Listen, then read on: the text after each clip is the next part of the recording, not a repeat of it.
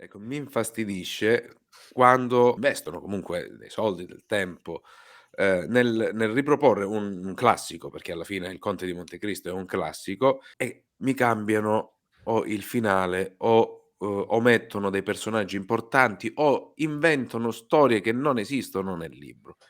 Ecco, quella è una cosa che a me personalmente infastidisce tantissimo e mi è capitato con Il Conte di Montecristo. Conte di Montecristo, libro bellissimo, e ho avuto tanta paura prima di leggerlo perché l'ho sempre trovato noioso e pesante, invece, è un libro che consiglio a tutti. E ho visto poi ovviamente quello la fiction con Gérard Depardieu, molto bello, quasi, quasi simile al libro, però il finale è diverso. Ora io mi chiedo perché. Ho visto, Il Conte di Montecristo che hanno fatto su Mediaset.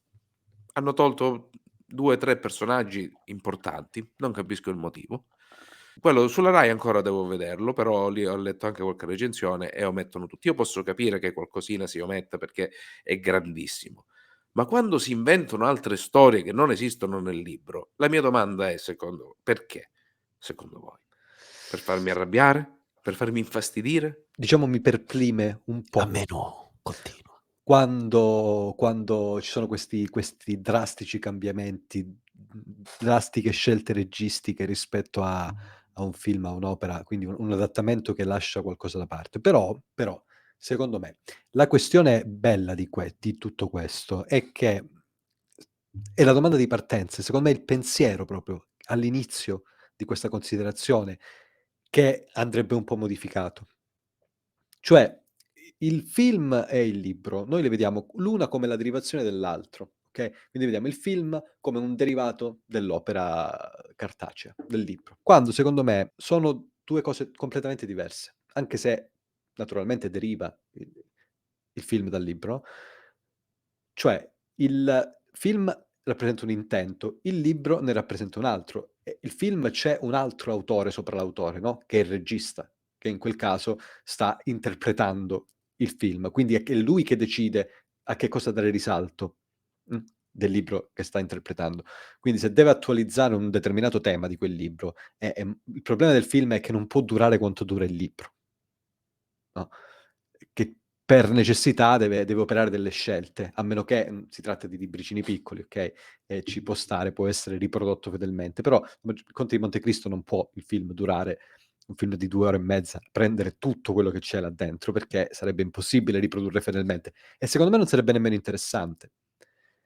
Perché tu attraverso il film, che è l'adattamento dell'opera, no, vedi un intento diverso da quello del libro, vedi un'interpretazione del libro, vedi magari anche cose che nel libro non ci stanno o che sono in secondo piano e che vengono messe in risalto dalla scelta del regista che ha letto quel libro, almeno si spera, no, e allora si assume il compito di interpretarlo. È un'interpretazione, è un adattamento, per questo ha una essenza totalmente diversa, quindi dobbiamo cercare di vederli come 2 prodotti a sé stanti. Per questo faccio l'esempio: io amo Il Signore degli Anelli libro, okay, però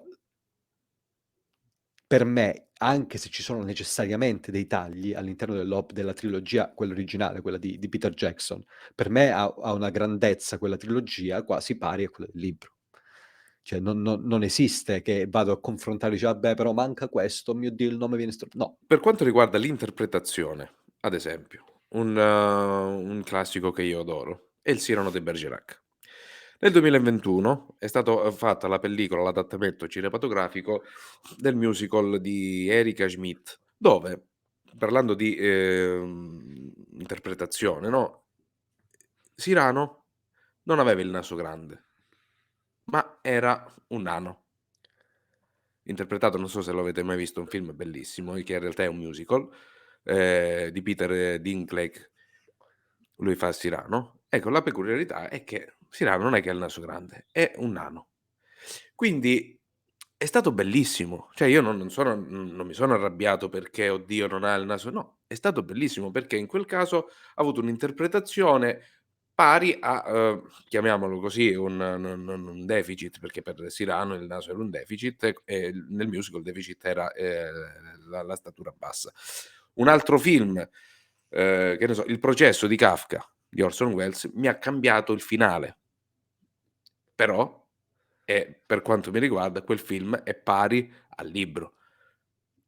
È stato bellissimo, un film bellissimo, pari al libro, se posso dire, è pari al libro. Quindi non è che mi arrabbio sempre quando avvengono queste cose, però se capito, poi ti inventi delle cose in un libro bellissimo come il Conte di Montecristo, che è una genialata su genialata, mettiamola così, la storia. Poi se ti inventi tu una cosa, lì non mi sta bene. Ecco, Ma io mettiamolo penso in che quel caso. Poi allora per noi carità sì, interpreti, cioè. allora noi valutiamo, no, l'opera, anche quella del il film, sulla base del libro, okay, da cui è tratto.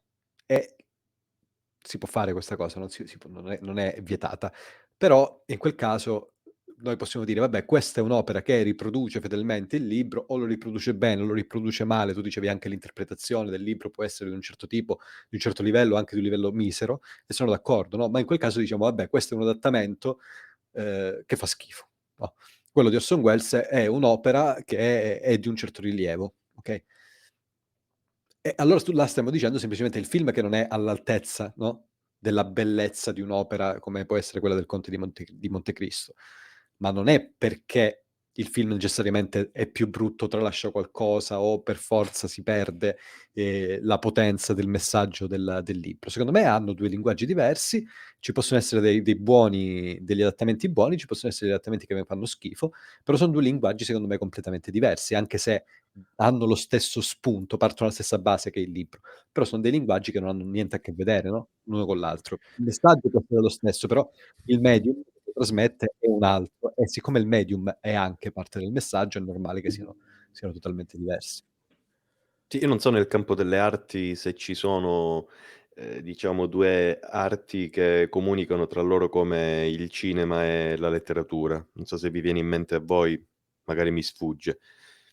No. Quindi forse anche questo va considerato. Il fatto che, ehm, da questo pensiero, no, da questa cosa che ci stiamo domandando, possiamo anche tirare fuori la domanda: il cinema nei confronti di un'opera letteraria, il cinema tratto da un'opera letteraria, è un atto creativo o un atto interpretativo? Perché, diciamo, io rimarrei perplesso qualora il film prendesse in prestito, diciamo la trama, quindi fosse ispirato a un'opera letteraria, ne cambia il finale, nel cambiarne il finale non propone qualcosa di, coerente, di valido, all'altezza dell'opera da cui ha preso in prestito, ma, casca, fa uno scivolone e allora la qualità si abbassa. Ma comunque, in ogni caso, ciò che ci salta all'occhio non è il cambio del finale, ma è il cambio che non ha reso. E e il cinema, gioca su questa ambivalenza: interpretazione o creatività? Ispirato o interpretato, quindi creato? Anche qui reinterpretato, creato, cioè qual è la differenza?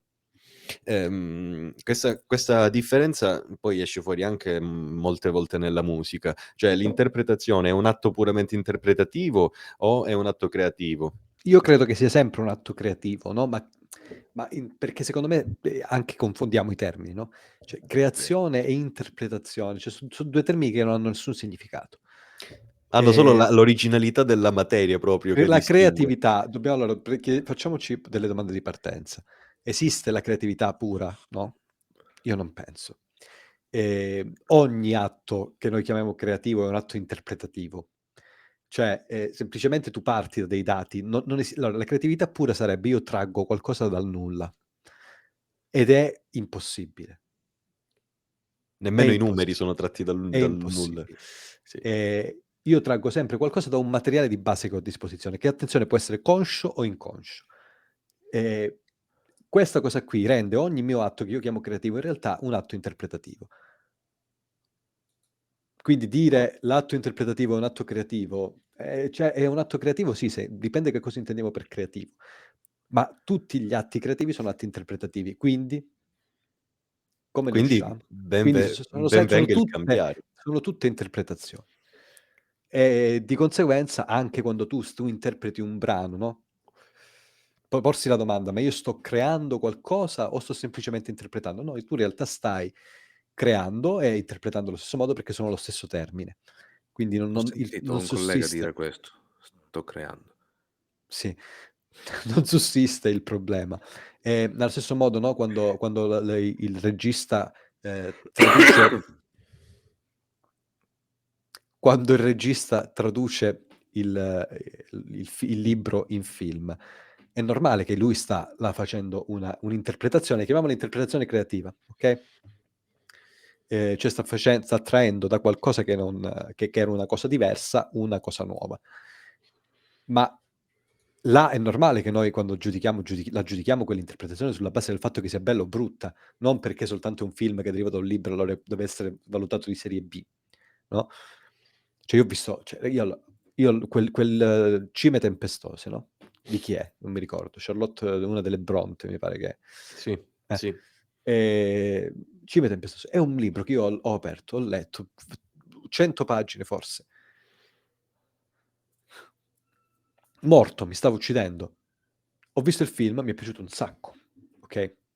Perché naturalmente mi attirava di più rispetto a sorbirmi quella palla di che sarebbero stati 15 giorni di una roba che mi stava molto sulle palle. Però il film condensato mi è piaciuto molto perché c'erano degli attori che mi piacevano, c'era una bella interpretazione del testo, che era molto fedele in realtà, no? Quindi era quasi una riproduzione, però con dei tagli, ma anche lì non esiste mai la riproduzione nuda e cruda, è sempre un'interpretazione, è tutto un'interpretazione. Quindi noi valutiamo semplicemente l'interpretazione che una persona ha dato di un'opera. Ma allora, ma l'opera stessa da cui è partita quella cosa là, non era un'interpretazione di un elemento, magari di qualcos'altro, di un aspetto esistenziale, è tutta interpretazione. Quindi cioè, fare queste differenze, distinzioni, secondo me è un pochino... boh. Certo, poi però bisogna valutare i cambiamenti, no? I cambi di copione, cioè le modifiche al copione, se sono coerenti. Se hanno senso all'interno dell'interpretazione, cioè se sono coerenti, giusto, se sono Coerenti azzeccate, con adeguate, l'opera. perché se c'è un'opera che mi parla di rane e tu me la interpreti trasformandomi quelle rane in pavoni e si perde il senso originario dell'opera, allora sì, è un'altra opera, ok? Non è più quella, non è più un adattamento, bisogna vedere se all'interno del contesto in cui tu hai voluto mantenerla, quell'interpretazione là ha senso all'interno di tutto quanto. Ragazzi, io Vai, vai, scusami. no, Scusami, dico, non so se voi cioè, avete mai letto Il Conte di Montecristo. Cioè, No. in quella con Gerard Depardieu, lui, il finale è che lui ritorna con Mercedes. Cioè, adesso non voglio Scusami, il finale spoilerare, del ma libro insomma, qual è? Per il finale del capire. libro è che lui parte con la sua nave, con Janine, che fa parte di una storia, insomma, e se ne va. Quindi il Mercedes con il figlio lo vede allontanare su questa nave, finisce Un lieto così. fine, insomma? No, in realtà no, perché poi cioè, una volta che hai letto il libro dici, cioè, è un lieto fine, ritrova un po' la sua pace, la sua serenità e se ne va con un'altra persona, Mh-mh. totalmente un'altra persona.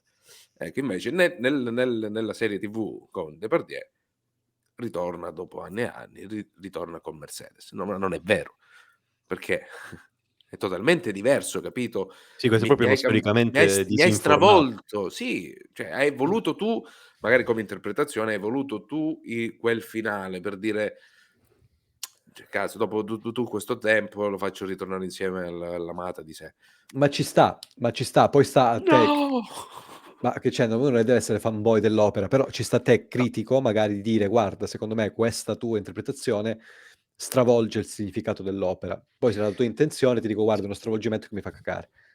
Sì, sì, sì, Semplicemente. sì. Sì, sì, indubbiamente. Ma ad esempio un altro, cioè, mi viene in mente adesso, pari, secondo me pari al libro, Todomodo di Sciascia, il film.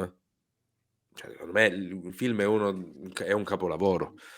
Cioè, anche a livello di interpretazioni degli attori. Beh, ma c'è Gianmaria Volontè in C'è Todomodo. Gian Maria Volontè, Marcello Mastroianni, Mariangela Melato, Ciccio Ingrassia, che noi Quel l'abbiamo sempre mafioso. visto in una veste, invece, cioè, proprio a livello recitativo, cioè, altissimi. Sai E lì cosa? è pari al libro. Ci sono alcuni libri, in alcune opere che sono talmente forti da un punto di vista di messaggio, talmente strutturate bene, scritte bene, che sono dei capolavori, no? che io credo che per riuscire a fare un capolavoro, dello stesso livello, stravolgendone il significato, cioè interpretandolo in una maniera davvero creativa, nel senso che si distacca dall'opera originale, cioè deve esserci un regista che ha la capacità, no, di trasformare quel materiale che ha in qualcosa di migliore rispetto a quello che già è. Sì, sì. Okay? Che poi è difficile anche È perché molto complicato. un regista che magari si deve affermare nel tempo, magari esistono dei registi che diventano, pari grado culturalmente, con il grande scrittore, però tu ti stai confrontando con un'opera che, spesso è sopravvissuta a decenni, magari secoli. Quindi ti stai scontrando con un qualcosa di titanico, scontrando quando lo cambi, no, altrimenti se lo segui va bene, ma anche lì, anche il seguire non va fatto in maniera anonima, se no quello diventa una riproduzione che ha poco di valore. Magari, la fiction è un esempio, la fiction non so se è stata buona, o meno, al di là del finale. Poteva essere una fiction che seguiva in maniera, pedissequa l'andamento del libro, però era anonima. E allora andava meglio di una fiction che aveva più carattere, però stravolgeva, anche apparentemente in maniera immotivata. Quindi il confronto è difficile con queste opere, perché sono opere che sopravvivono, che vivono. Ehm, boh. Poi a me viene sempre in mente la musica e finisco qua. Il cinema gioca un po' sul filo del rasoio su queste cose, perché se io, vado ad ascoltarmi un concerto, di un programma antico, so se sto andando a vedere ad ascoltare un concerto storicamente informato, oppure un concerto "classico" tra virgolette, senza, la ricerca storica. Quindi c'è anche un po' di, scelta, uhm, in più. Però è interessante questo argomento, anzi ve la posso buttare lì, visto che ne avevamo, parlato l'altra volta tra di noi, avevamo, giusto? Avuto in mente noi tavolini di, organizzare una sorta di rubrica su questo tema. Possiamo, spiegare.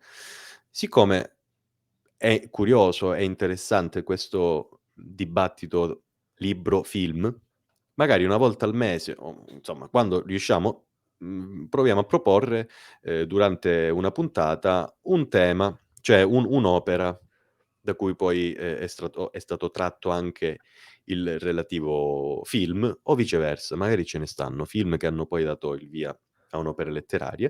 Ne parliamo e poniamo sul piatto le differenze, cosa ci ha convinto, cosa non ci ha convinto. Il tema libro contro film che appunto, come abbiamo detto stasera, alla fine dei conti non esiste questo contro, però paragonare la riproduzione dell'opera può essere interessante. Quindi magari prossima volta quando ci andrà, parliamo di un film tratto da un libro, paragonandolo e discutendone insieme.